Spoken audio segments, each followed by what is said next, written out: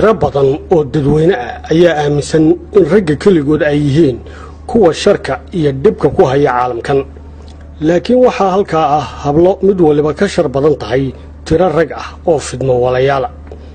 haweenkii sharka badnaa waxaa ka mid ahaa Claudio Felix oo ahayd hogaamiyaha kooxda maafiyada ee Santrax ee dalkaasi Mexico inantan uu filisay falal dambiyeed khatar ah oo badan oo ay ku jiraan dilal kala duwan Claudio waxay aad uga cadhootay markii ay boolisku qabteen hogaamiyihii hore ee kooxda maafiyada Master Jose Rodriguez markii lagu eedeeyay inuu ka dambeeyay dilka 3 ruux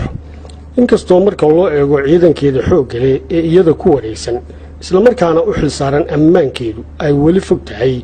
in iyada gacanta lagu dhigo gabadha da'du u run sheegtay ee Judy Mora oo ay dadku marka ay arkaan muuqaalkeeda u maleynayaan islaan waayeel ah oo aan waxba qabsan karin ayaa haddana waxay ahayd xaaskii mid ka mid ah kooxaha maafiyada ee lagu magacaabo Leslie Cole markii uu dhintayna waxay guursatay hogaamiye kale oo maafiyada ka tirsanaa Master Luis Mora kadib geeridii Luis Moran oo ahaa ninkeedii labaad waxa ay qabatay hogaankii maafiyada caruurteedii oo dhanna waxay ku dhinteen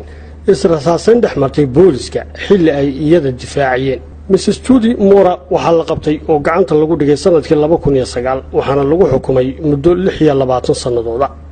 gabadha kale ee Sandra Avila Belero oo madax ka ahayd kooxda ganacsatada mukhaadaraadka ee ka howlgasha waddanka Mexico ayaa ka mid ahayd hablaha khatartoodu ay aad ka weynayd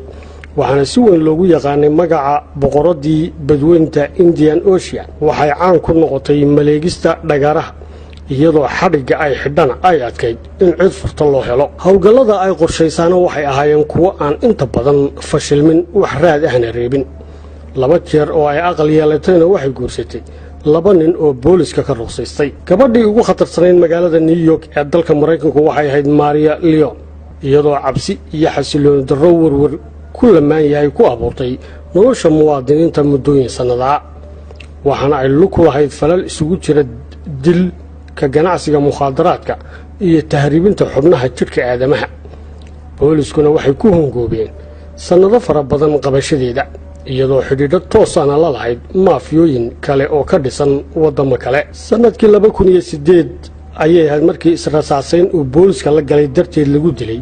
mid ka mid ah inamadeeda xilligaana waxay go'aansatay inay aaskiisa kaga qayb gasho magaalada New York laakiin nasiib darro halkaa waxaa ku qabtay booliska